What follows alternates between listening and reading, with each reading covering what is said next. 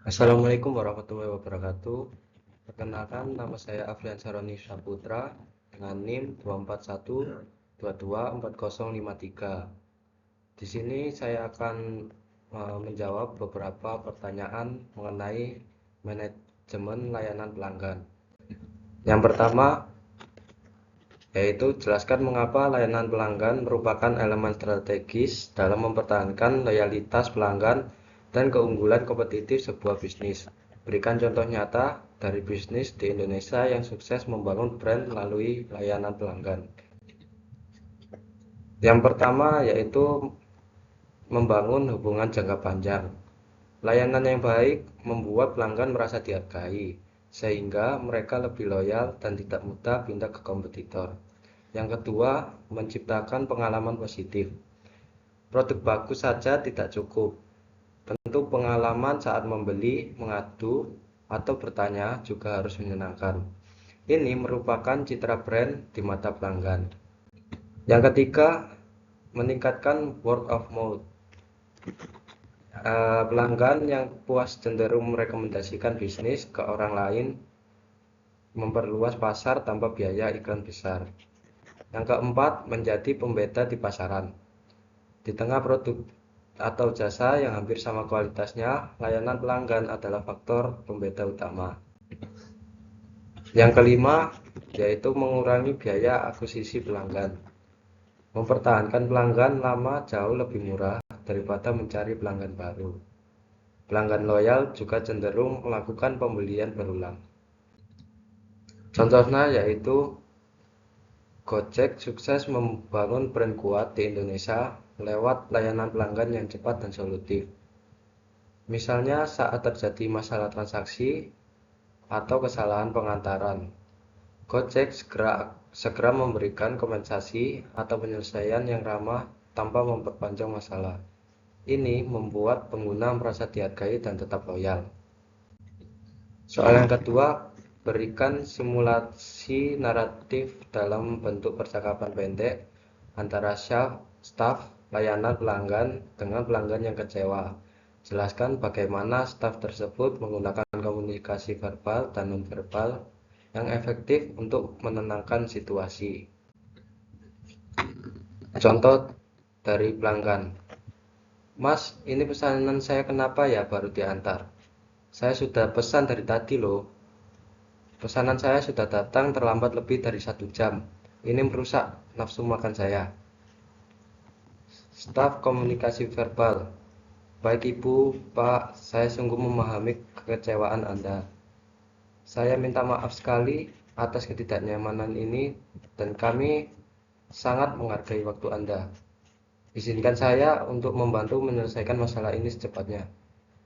Staf komunikasi nonverbal. Sebagai permintaan maaf, kami akan memberikan voucher khusus untuk pemesanan berikutnya. Boleh saya bantu lagi dengan hal lain-lain?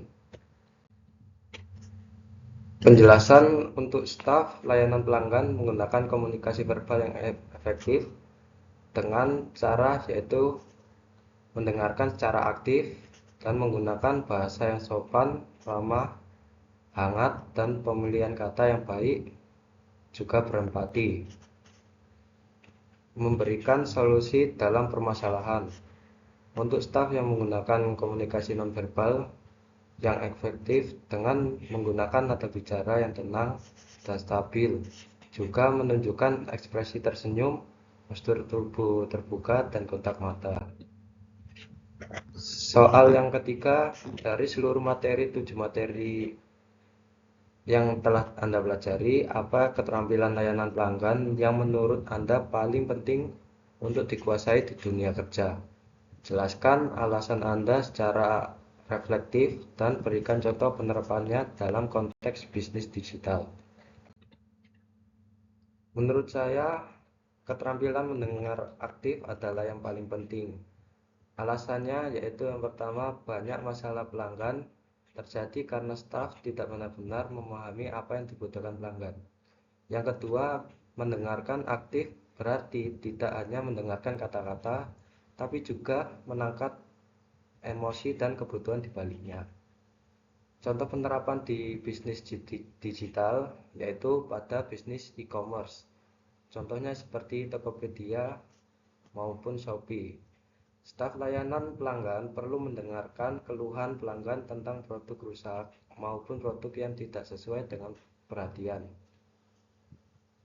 penuh perhatian, lalu bertindak cepat memberikan solusi refund atau return yang sesuai, bukan hanya memberi jawaban template.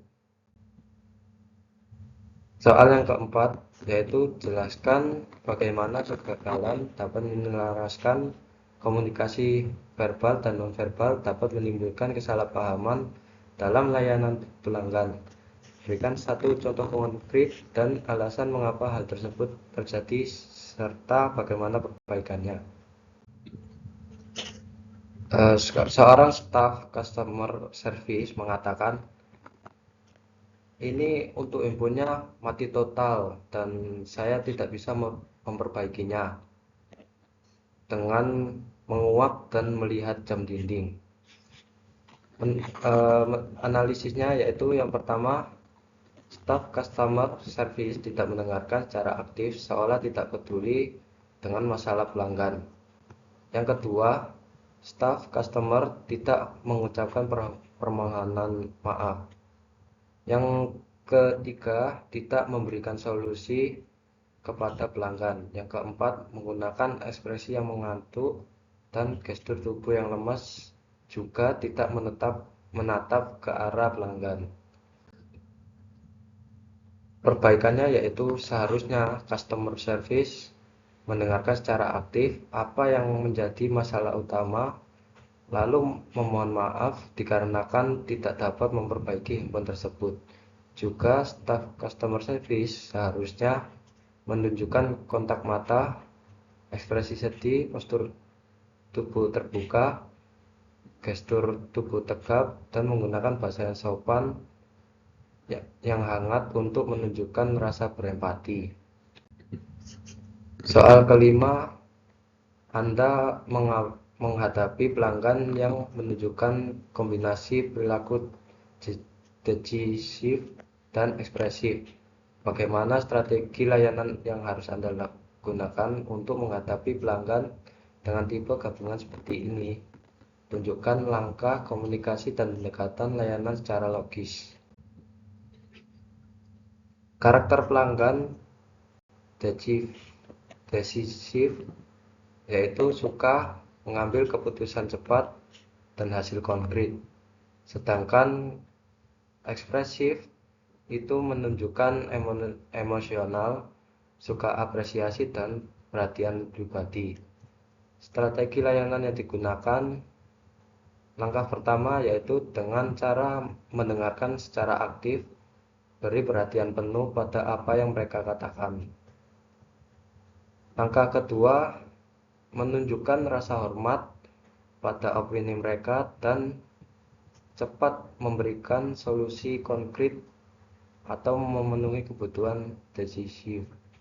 Langkah keempat yang dilakukan yaitu komunikasi to the point, tapi dengan cara tetap ramah dan jangan bertele-tele.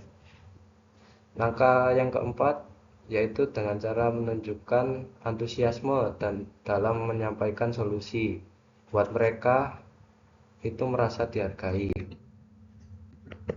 Contoh pendekatannya yaitu, terima kasih sudah berbagi pendapat, Pak Bu. Saya paham Anda ingin hasil yang cepat.